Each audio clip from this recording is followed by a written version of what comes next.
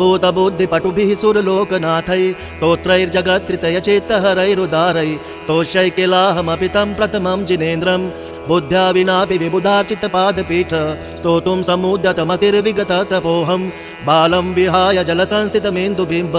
मन्ये क इच्छति जनः सहसा ग्रहीतुं वक्तुं गुणान् गुणसमुद्रशशाङ्ककान्तान् कस्ते क्षमः सुरगुरुप्रतिमोऽपि बुद्ध्या कल्पान्तकालपवनोदत न कृचक्रम् को वा तरीतुमलमम्बुनिधिं भुजाभ्यां सोऽहं तथापि तव भक्तिवशान्मुनीश क्रतुमिस्त्वं विगतशक्तिरपि प्रवृत्तः प्रीत्यात्मवीर्यमविचार्य मृगीमृगेन्द्रं नाभ्येति किं निजशिशोः परिपालनार्थम् अल्पश्रुतं श्रुतवतां परिहासधाम त्वद्भक्तिरेव मुखरीकुरुते बलान् मां यत्कोकिलः किल मधौ मधुरं विरोति तच्चाम्रचारुकलिकानिकरैकहेतुः त्वत्संस्तवेन भवसन्तति सन्निबद्धं पापं च नाक्षयमुपैति शरीरभाजाम्